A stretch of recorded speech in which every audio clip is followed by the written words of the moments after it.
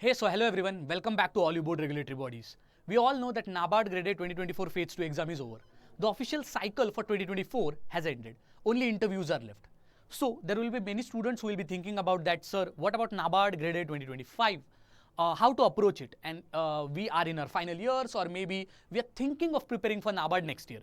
So for all those students, let us discuss everything A to Z about NABARD Grade A 2025.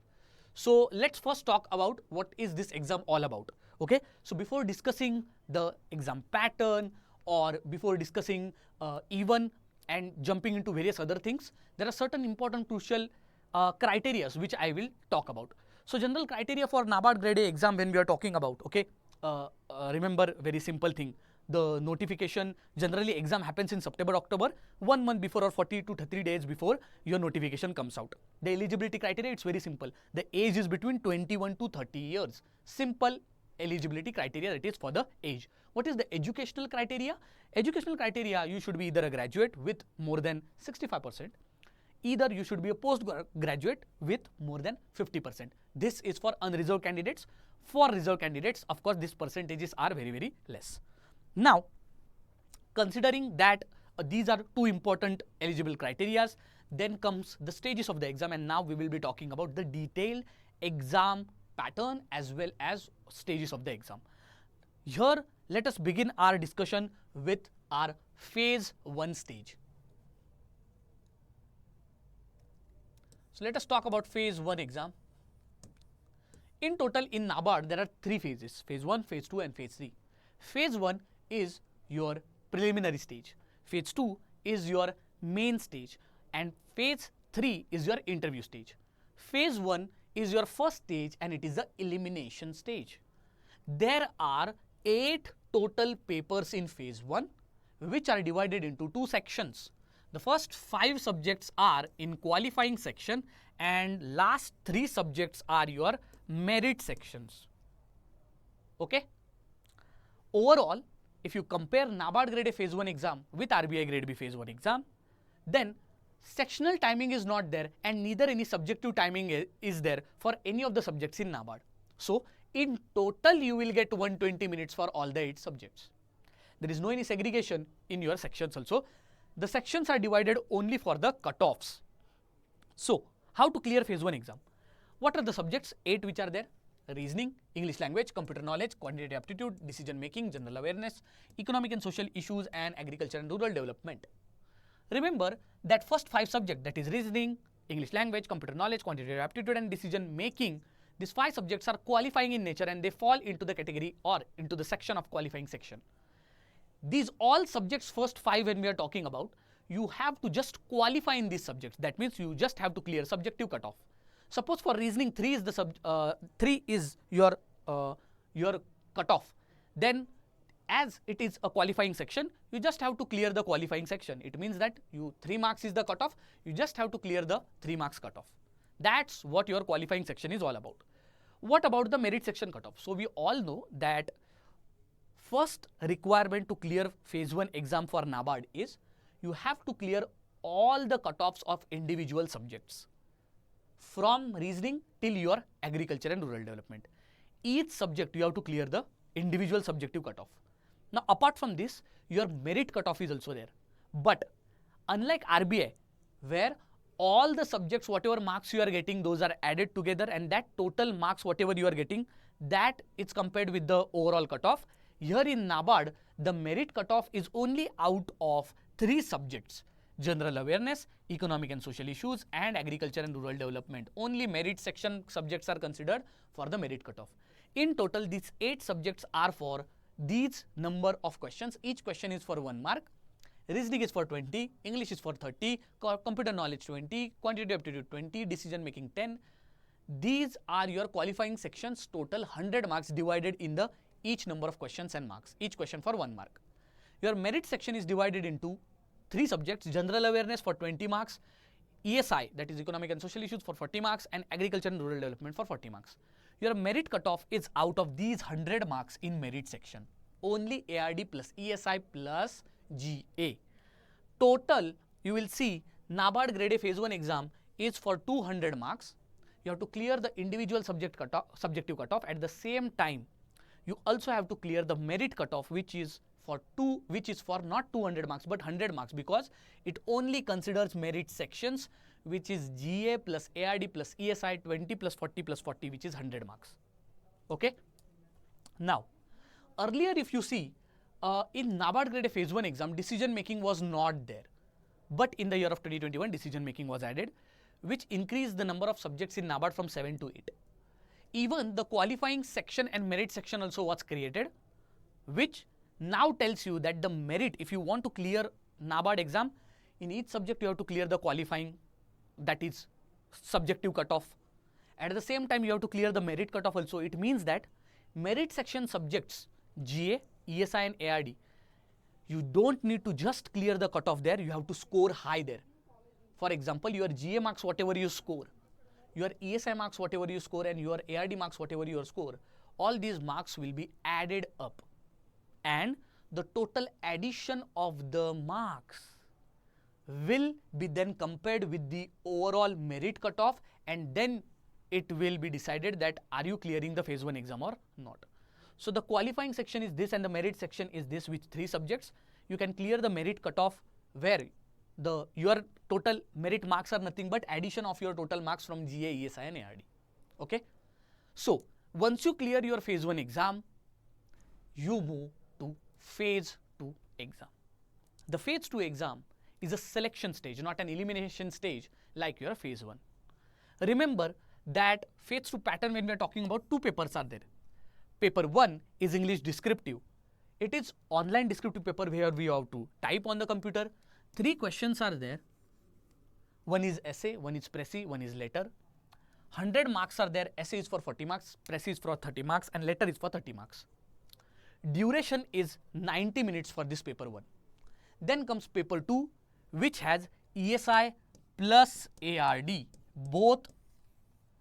Now, ESI and ARD, 50% is objective in nature and 50% is descriptive in nature.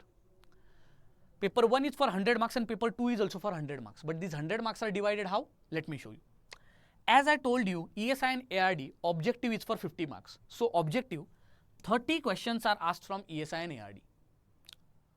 Out of these 30 questions, 15 questions are for ESI,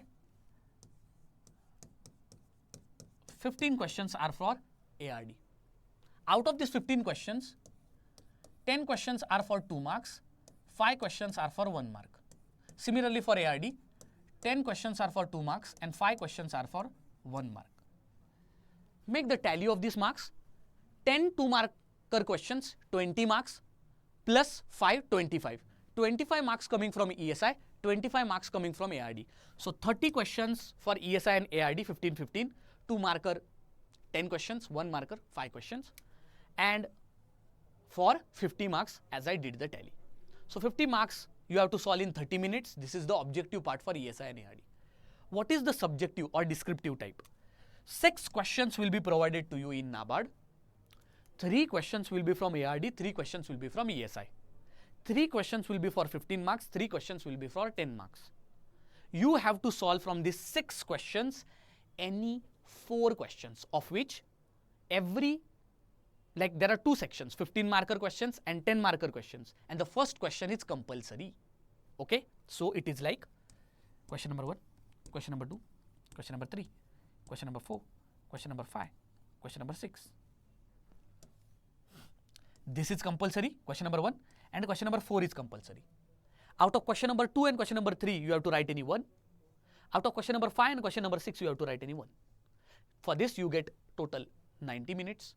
Again, question number 1, if it is for 15 marks, and out of question number 2 and 3, you have to write again one question only. 15 plus 15 is equal to 30.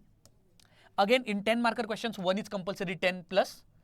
In question number 5 and question number 6, again 10-marker question, you will be writing only 1. 10 plus 10, 20. 30 plus 20, 50. Again here 50 marks. In total, paper 1 is for 100 marks, paper 2 is for 100 marks. In total, phase 2 is for 200 marks. The cutoff will be out of 200. Next, in the year of 2021, ESI and ARD descriptive part was added. Earlier, only objective questions were there, 65. Okay. Then, MCQ questions were reduced from 65 to 30 questions when the descriptive part was added in the paper 2. Okay. So this has been the journey for paper 1 and paper 2. So phase 2, when you are looking at paper 1 is general English, has essay, précis, letter writing, or sometimes even reading comprehension. Paper 2 has ESI and ARD descriptive plus MCQ. So MCQ for ESI and ARD and descriptive for ESI and ARD. Cool. Next. Now, why to prepare for NABARD? Remember very carefully. All the regulatory bodies like RBI, SEBI, IRDA, okay, etc., etc. In this, NABARD also has a special position. Remember, when we talk about NABARD, it's a unique organization where SEBI, RBI are the organizations which are very big in stature or maybe in presence, but at the same time, these are the organizations which are cubical in nature, which are static in nature. The exposure, the knowledge, if you compare it with NABARD, it is way beyond as you compare. Remember that if you join RBI, if you join SEBI, these are formal, structured and cubical organizations. NABARD is an on the field as well as off the field organization. You could be a NABARD officer making and district financial plan. At the same time, you could be a supervisor visiting banks, visiting fields, visiting farmers. So the exposure and knowledge enhancement is really great as compared to this organization, and that is why this comparison I am doing. When I talk about NABARD, it has developmental functions, supervisory functions and financial functions, whereas RBI's functions are only regulatory and supervisory. SEBI's functions are only supervision. So in this way, and little bit regulation. So in this way, NABARD has a developmental function which is extra. And this developmental function, you don't know how much value you are going to add to the society. Now, value can be added in RBI and SEBI also, but in NABARD, you will be fortunate enough to see that development. Tomorrow, if you plan financial planning of a district, of a state, for building bridge, for building a cold storage unit in a village, you will see the smile on the farmer's face. You'll be looking at the agricultural improvement which is happening in the state, in the district, and that is because of you. So you will see visually what development you are doing. Next. Many times, many people ask me, sir, before preparation, we understood what the exam is about. We understood what the syllabus is about. Even when we are talking about NABARD, I showed you phase 1, 8 subjects are there. Phase 2, ESI and ARD. So the core part of your preparation is general awareness, ESI and ARD. So even the syllabus you can go through, you can try to understand how ESI is little bit dynamic in nature.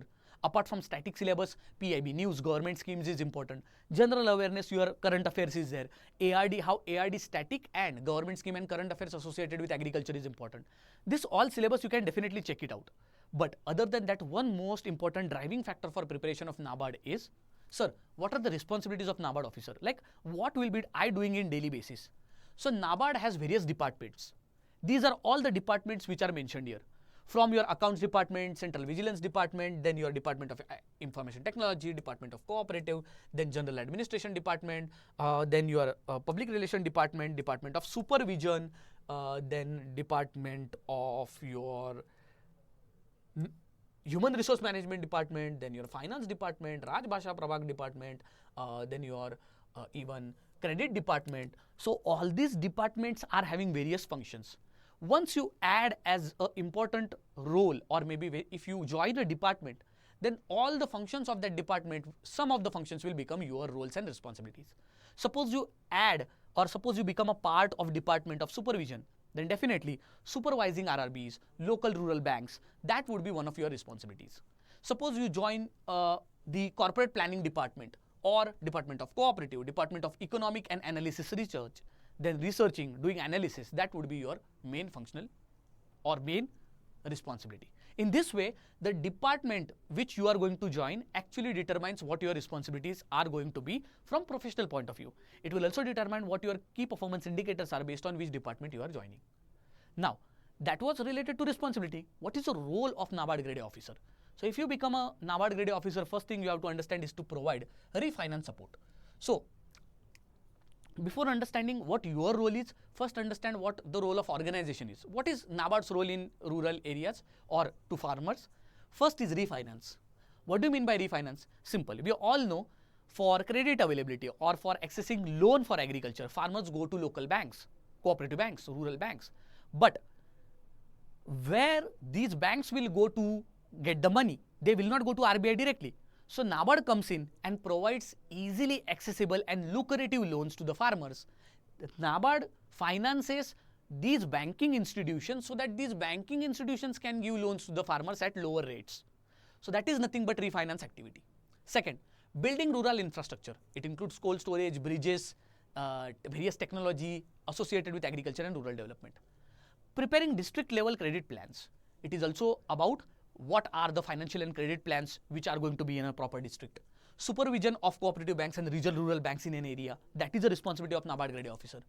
Designing new developmental schemes for the implementation of government's developmental plan scheme. Looking at what the agricultural vision is going to be there from the central government and state government, and then making new developmental plans and schemes.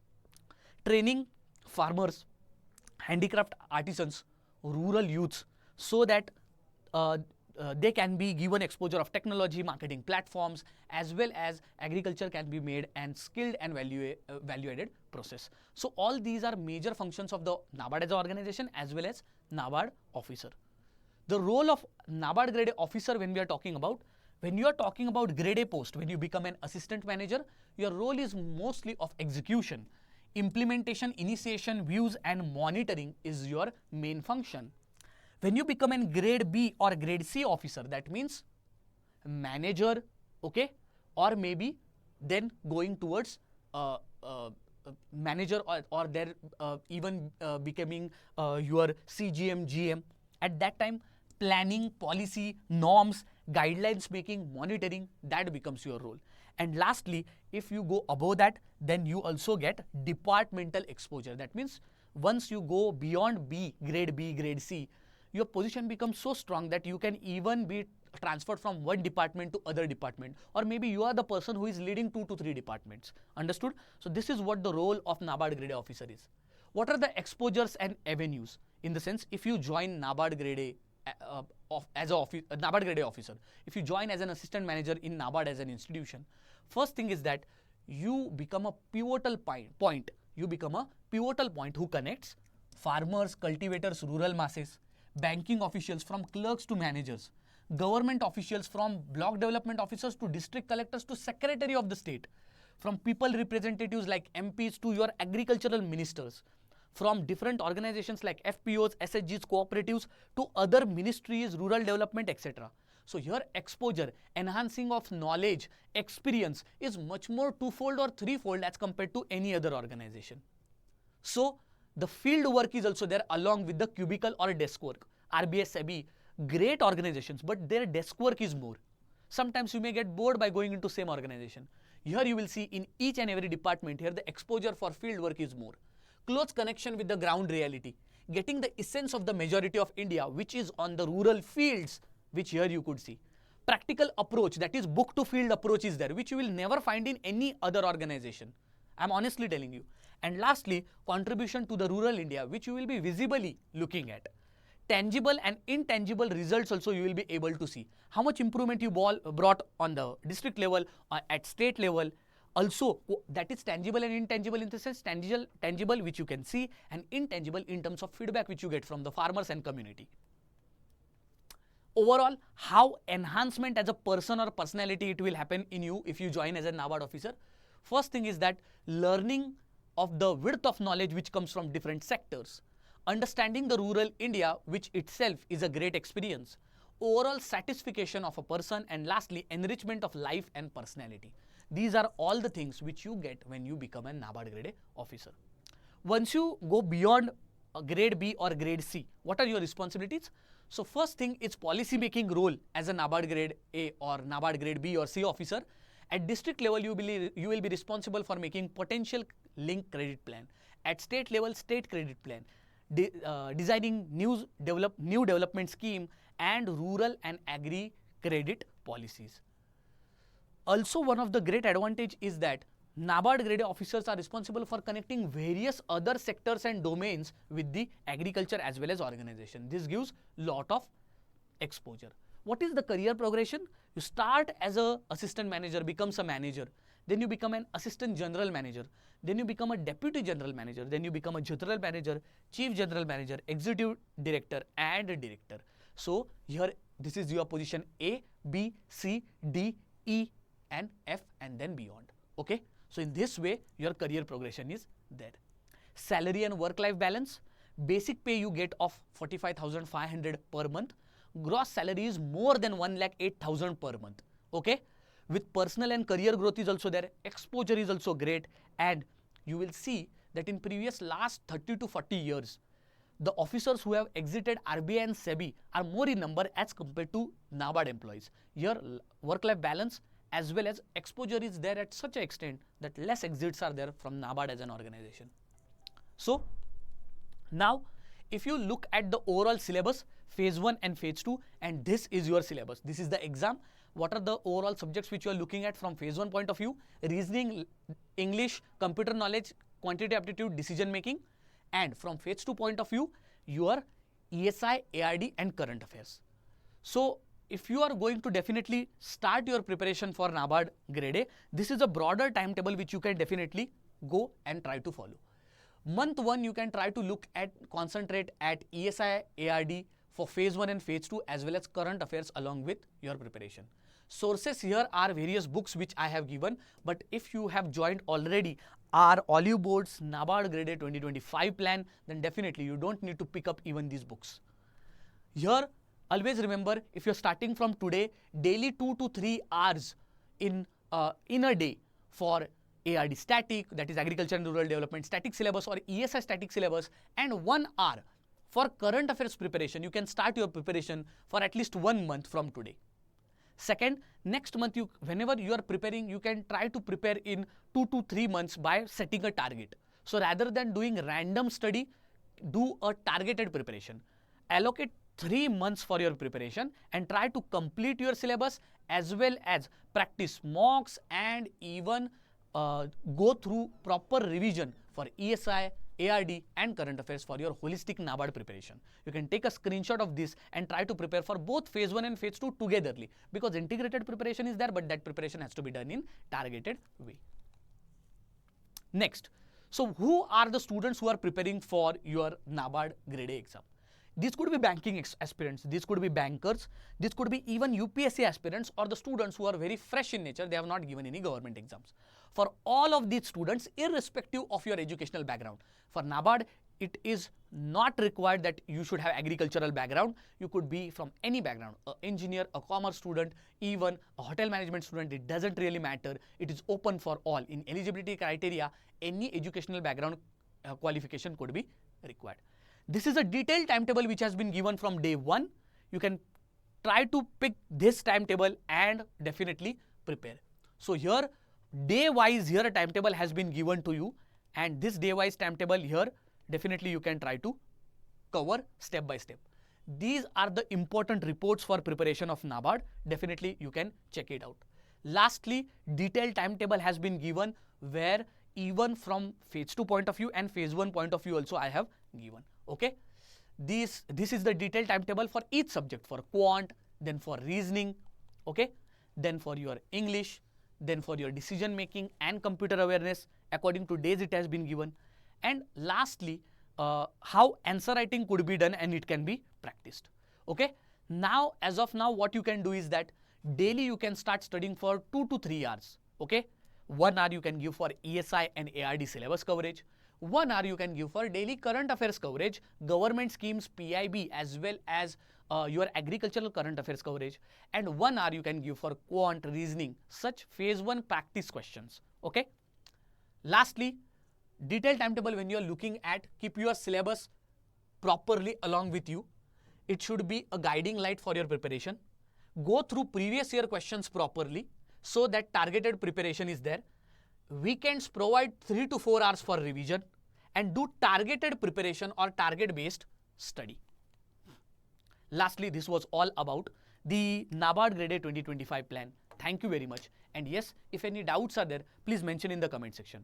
One more thing I'll tell you, if you are a student who is already preparing for NABARD Grade A 2025 exam, I would like to tell you that we have already launched a fresh batch for 2025 and the classes are still going on.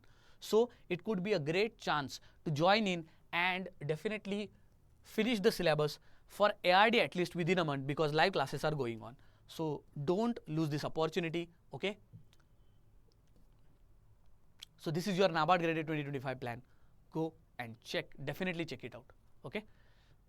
So these live classes are going on right now. We are at cropping systems and cropping pattern lecture.